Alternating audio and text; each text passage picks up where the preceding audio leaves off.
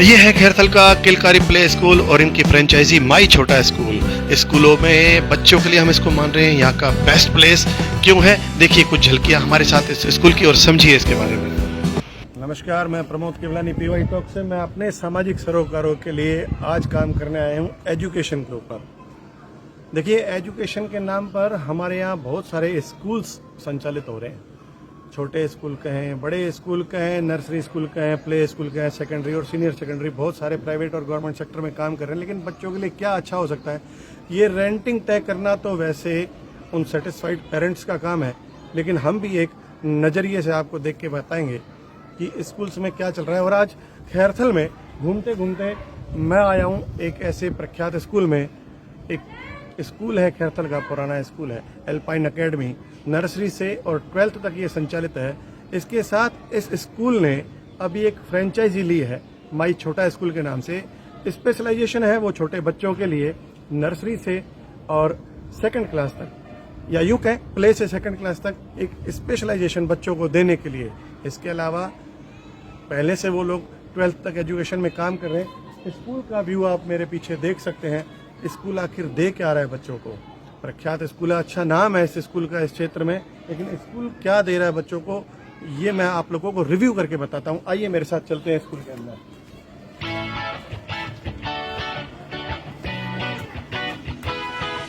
School के अंदर प्रवेश करते ही बड़ा साफ सुथरा माहौल नजर आया।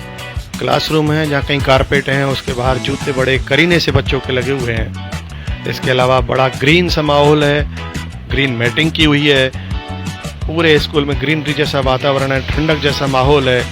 एयर कूलर्स भी क्लासेस के बाहर लगे हुए हैं, तो पीने के पानी के लिए साफ सुथरा आरओ वाटर की भी यहाँ सुविधा है।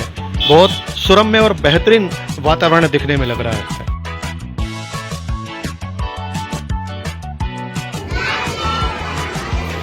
क्लासरूम के अंदर का माहौल भी एकदम अच्छा और बेहतरीन लगा। टीचर्स पढ़ाने में व्यस्त और बच्चे पढ़ने में व्यस्त।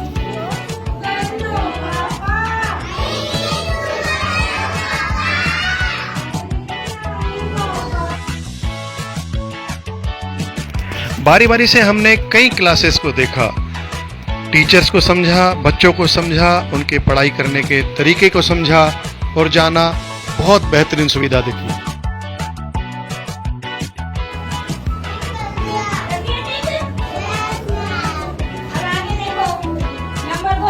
ये देखिए, अभी मैं जिस क्लास में आया हूँ, ये इस स्कूल की क्लास फर्स्ट है और फर्स्ट क्लास के बच्चे ये पढ़ रहे हैं। एक और बेहतरीन चीज जो यहाँ दिखती है वो ये है कि छोटे छोटे बच्चे भी यहाँ स्मार्ट क्लास में पढ़ रहे हैं। स्मार्ट क्लासेस में टीचर्स पूरा कंसंट्रेट बच्चों पे कर रही हैं।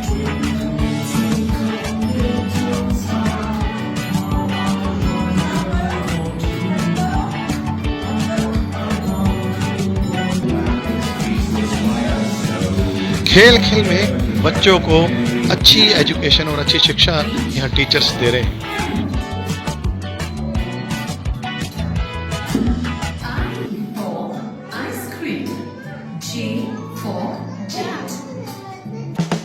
छोटे छोटे बच्चे हों और झूले और खेल जैसी सुविधा ना हो, ऐसा कैसे हो सकता है। बहुत बेहतरीन यहाँ गेम्स जोन बनाए हुए हैं।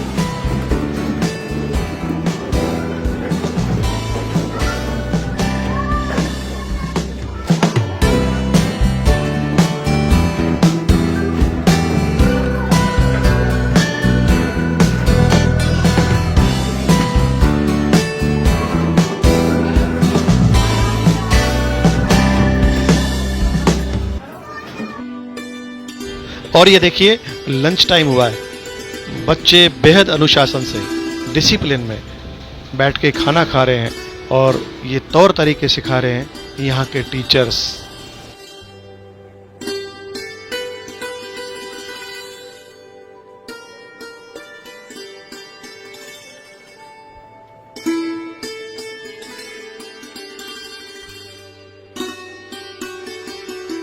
एक और अच्छी और खूबसूरत बात ये लगी, यहाँ एक रेस्ट रूम है। बाय द वे, किसी बच्चे की कोई तबीयत गर्मी की वजह से खराब होती है तो उसको आराम करने की यहाँ पूरी सुविधा है। स्कूल की सारी टीचर से भी हमने उनके पढ़ाने के तौर तरीकों को समझा और तकनीक को भी जाना।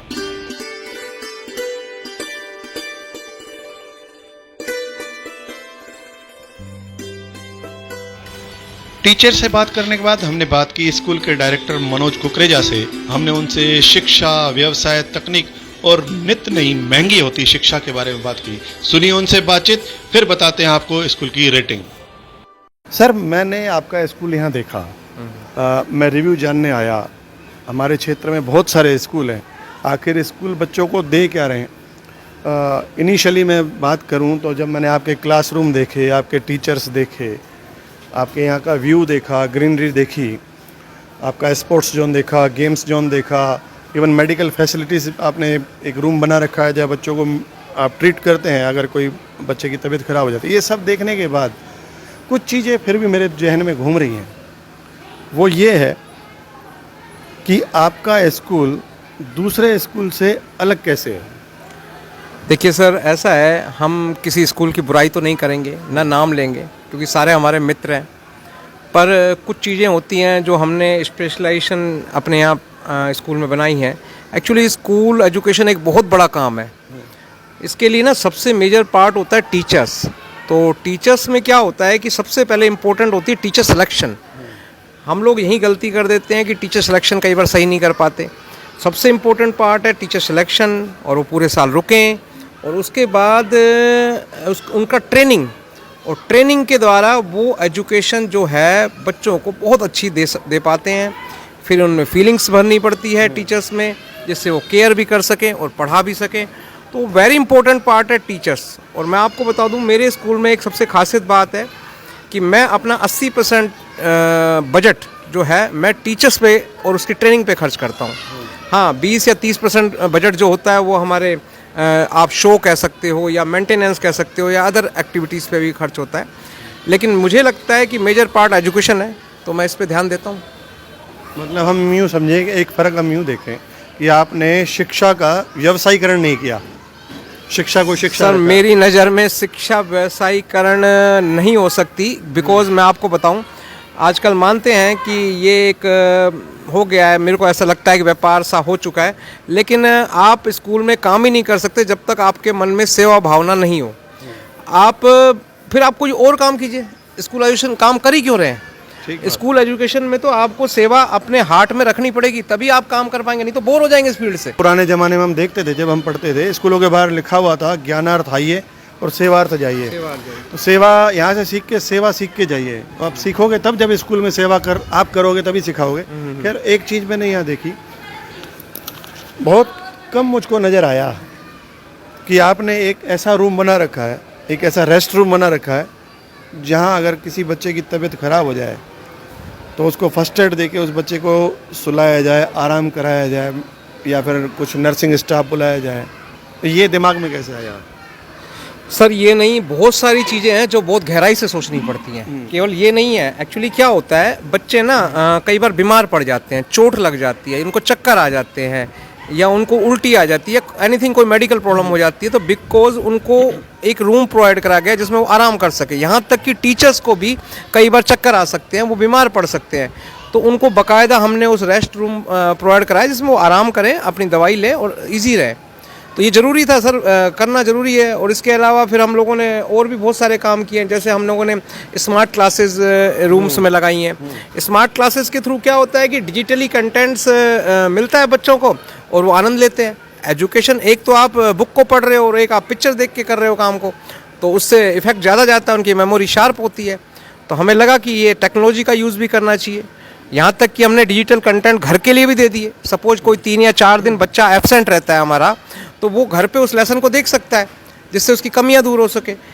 आपने बहुत सारे पॉइंट्स मुझको बताए थे जब मैं क्लास के रिव्यूज़ भी ले रहा था, देख रहा था कि आप टीचर्स को खुद भी ट्रेंड करते हैं, एक एक्सपीरियंस देने की कोशिश करते हैं जो वो बच्चों को दे रहे हैं, केयर आप कर रहे हैं। मैंने बाकी फैसिलिटीज़ भी यहाँ देखी है, एयर कूलर लगे हुए हैं, वाटर कूलर लगे हुए हैं, आरओ वाटर की फैसिलिटीज़ है। ये तो एक ऐसी चीज़ हो गई लगभग हर जगह मिल रही है, स्कूल में देनी पड़ती है। हाँ। एक चीज़ जो सबसे ज़्यादा घूमती है दिमाग में सबके में, वो होता है पैसा। एजुकेशन इतनी महंगी हो गई कि आम आदमी सोच नहीं पाता कि अपने बच्चे को किसी प्राइवेट स्कूल में दाखिला देने के लिए, मतलब मध्यम वर्गीय के लिए बड़ा पसीना निकलने वाली बात हो जाती है। अगर मैं बात करूं इकोनॉमिकली तो कितना बोझ पड़ रहा है आज? देखिए, मैं अगर खैरतल के संदर्भ में बात करूं, मुझे आप समझने की कोशिश कीजिएगा। अगर मैं खैरतल के संदर्भ में बात करूं तो खैरतल में अभी एजुकेशन महंगी नहीं। अब मैं जाता हूं गुड़गांवा साइड या अलवर साइड या रेवाड़ी साइड या दिल्ली साइड, तो एजुकेशन वास्तव में महंगी है, क्योंकि वहाँ पे बिल्डिंग्स स्ट्रक्चर या फिर वहाँ पे अन्य फैसिलिटी बहुत महंगी होती है। तो बेसिकली मैं आपको बताऊं, फिर भी मैंने क्या कोशिश की है, मेरी एक फीलिंग है, एक धारणा है, मेरी कोशिश ये होती है बेस्ट एजुकेशन और कम दामों पर। तो उससे क्या होगा, पेरेंट्स को मुझे बोलना नहीं पड़ता, वो अपने आप ही आकर्षित होता है। क्योंकि जब उसको अच्छी एजुकेशन, ये मार्केट का रूल है, जब अच्छी एजुकेशन उसे थोड़ा सा कम पैसे में मिलेगी और उसकी आम बजट का एक हिस्सा, छोटा सा हिस्सा हमारे पास आएगा, तो वो अपने आप ही आएगा। चलिए, मैं आपसे डिजिट तो नहीं पूछ रहा, लेकिन एक इतनी बात पूछ रहा हूँ, एक अंतिम बात है, क्योंकि मैं पेरेंट्स को लेकर बड़ा चिंतित हूँ और इस महंगाई के युग को लेकर भी चिंतित हूँ। बिल्कुल होना भी चाहिए, सही कह रहे हैं। क्या आपका स्कूल निम्न और मध्य निम्न वर्ग को एजुकेशन देने में सक्षम है? क्या वो खर्चा कर सकते हैं? बिल्कुल सही कह रहे हैं। मेरे पास निम्न और मध्यम वर्ग भी आ रहा है और इसके अलावा उच्च वर्ग भी आ रहा है। मेरे पास निम्न और मध्यम वर्ग ज़्यादा है और उच्च वर्ग भी आ रहा है, बिकॉज एवरीथिंग हम लोगों ने ऐसा मेंटेन किया है, फीस स्ट्रक्चर, फैसिलिटी, कि उनको ठीक लगता है। उनको लगता है कि इस फीस में हम लोग आराम से अच्छी एजुकेशन दे सकते हैं, तो वो आते हैं। अच्छा, बहुत संक्षेप में जानना चाहूँगा, अंतिम सवाल मेरा है बहुत संक्षेप में, वो ये कि आखिर हमारे क्षेत्र के बच्चे छोटा स्कूल में क्यों आए? माई छोटा स्कूल में क्यों है? एक्चुअली क्या, हमारे यहाँ एक 15 साल पहले हमने अल्पाइन एकेडमी के नाम से स्कूल ओपन किया था, वो आज भी रन हो रहा है 10वीं 12वीं तक। अब इसके बाद हमने क्या किया, इस साल माई छोटा स्कूल लॉन्च किया है। ये दरअसल एक फ्रेंचाइजी है और प्ले से लेकर ये सेकंड तक ही संचालित होती है। ये क्यों आए? बेसिकली ये जो है ना, एक ऐसी संस्था है दिल्ली की जिसकी पूरे इंडिया में 2500 संस्थाएँ हैं और 5 लाख बच्चे पढ़ते हैं इससे।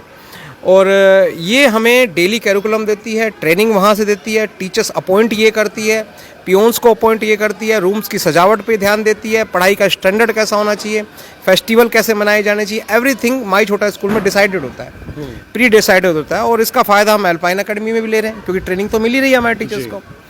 तो आपको बताऊँ, हमारा एक मेजर पार्ट और है कि हम हर फेस्टिवल को बहुत अच्छी तरह मनाते हैं, बच्चों का दिल करता है आने का। और मैं आपको ये और बता देता हूँ, कुछ पेरेंट्स तो ये तक कहते हैं कि सर आपका स्कूल, हमारा बच्चा ये भी कहता है कि संडे को भी स्कूल आऊँ। ये हमारी उपलब्धि है।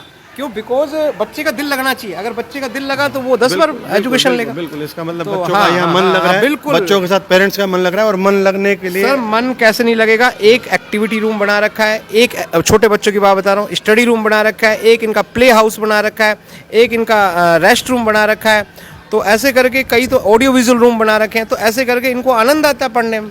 बिल्कुल, अब आनंद के लिए एंटरटेनमेंट के साथ साथ एजुकेशन का होना ज़रूरी है, और वो नो डाउट मुझको यहाँ दिखा।